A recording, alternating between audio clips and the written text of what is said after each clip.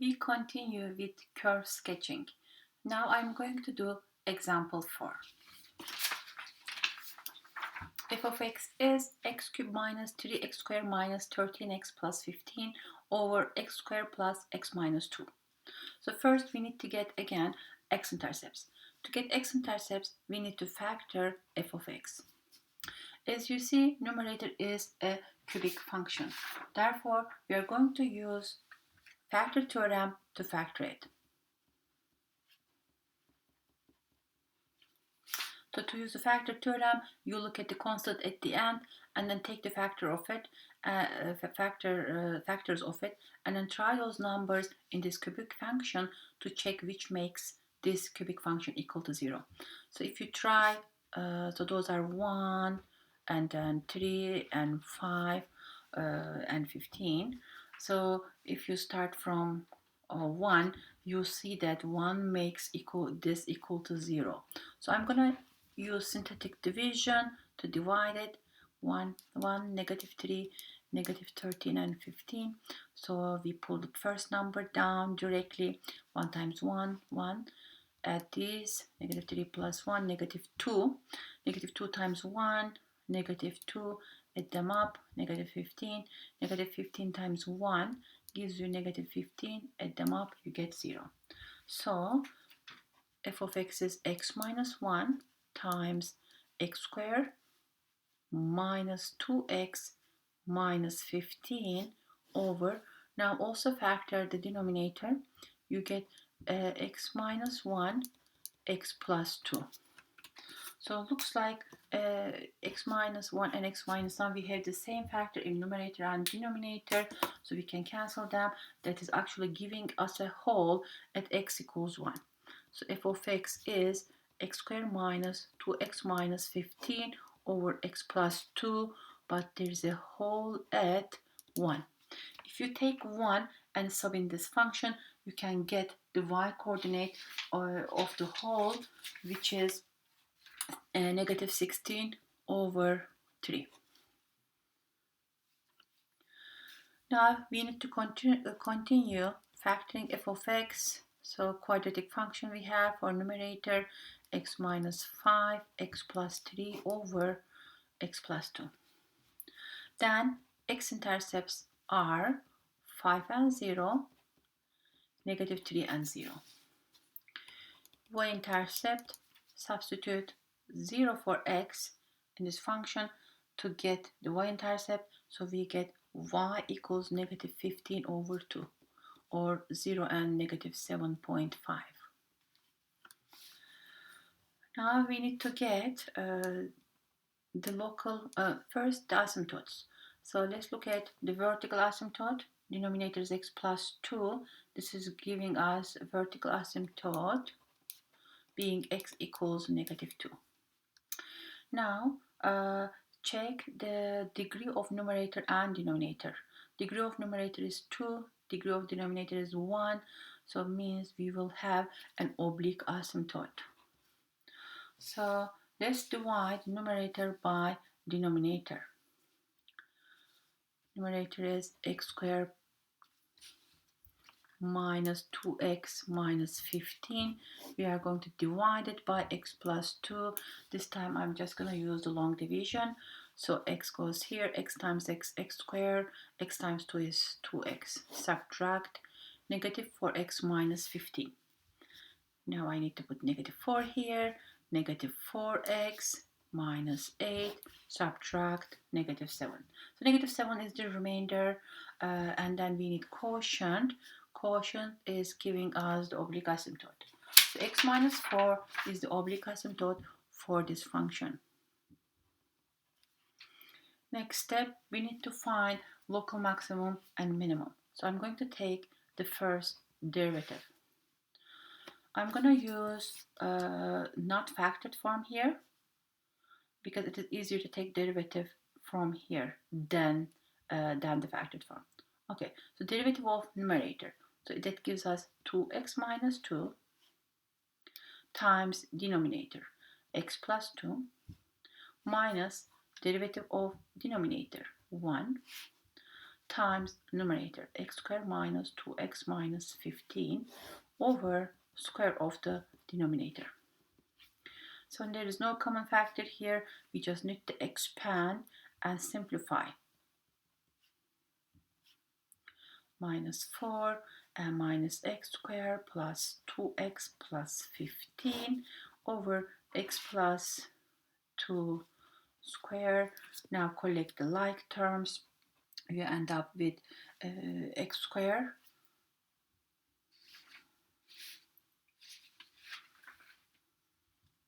plus 4x plus 11 over x plus 2 square. Now to do the first derivative test, we need the zeros of the first derivative and also the values that make first derivative undefined. So the zero is coming from the numerator, but when you try to factor it, looks like it is not factorable.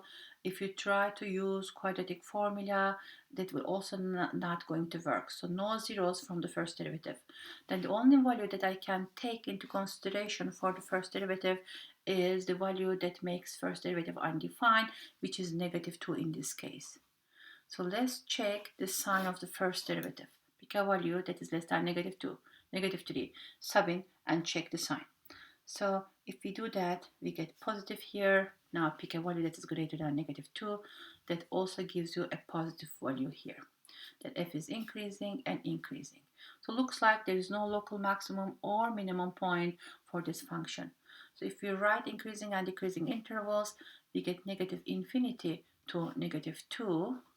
And from -2 to positive infinity.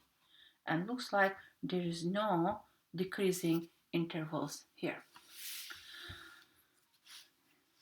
Now we are going to take the second derivative to check if we have any point of inflection. Second derivative. And I'm going to use x squared plus 4x plus 11 over x plus 2 square for first derivative and get the second derivative from there.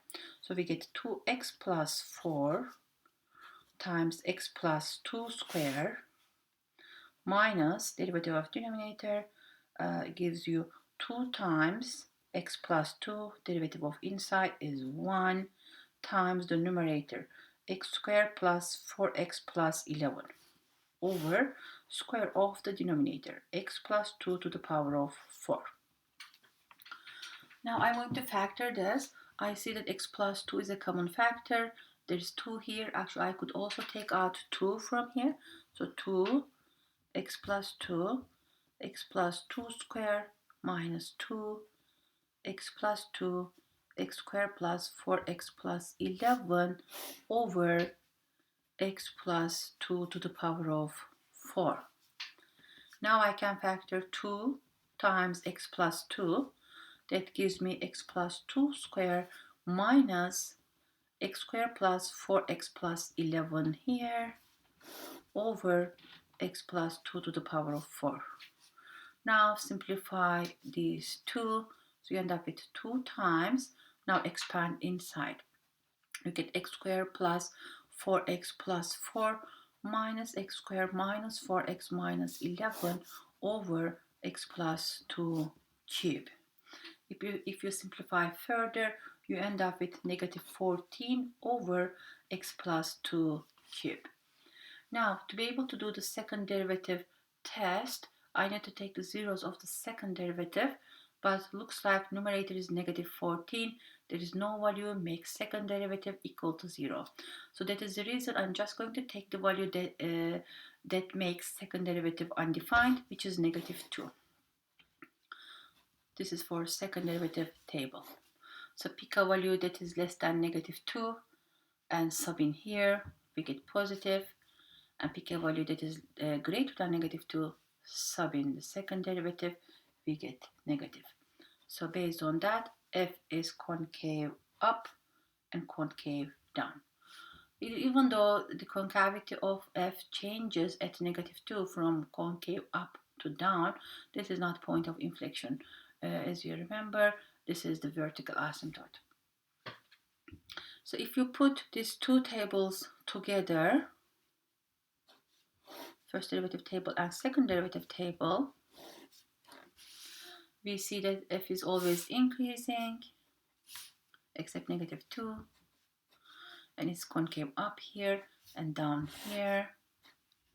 Then if we again use the face,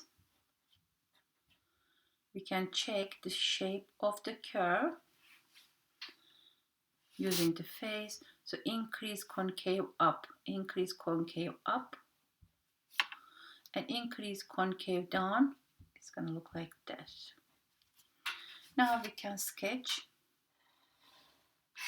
using this info.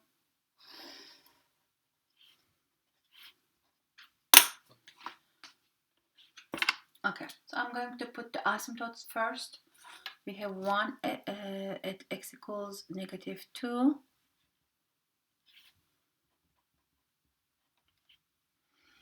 We have another one, oblique asymptote, y equals x minus 4. So find x and y intercept of the oblique asymptote. In this case, -4 and +4.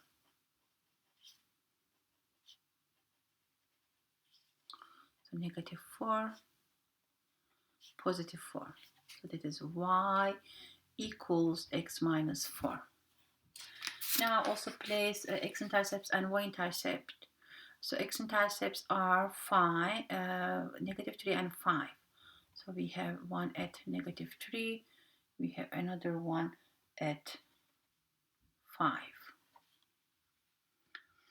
The last thing that you need to do, because there is no local max or min, or there is no points of inflection, so we just use these shapes to sketch it. So it should look like this. The curve should look like this when x is less than -2. Make sure you approach to the asymptotes. Now when x is greater than -2, the shape of the curve should look like this, and make sure you use again the asymptotes. The only thing that I forgot to put was the y-intercept, and the y-intercept is -7.5. We have a hole at 1 and -16/3. So let's put it on our graph. 1 and -16/3. Now we have completed example 4.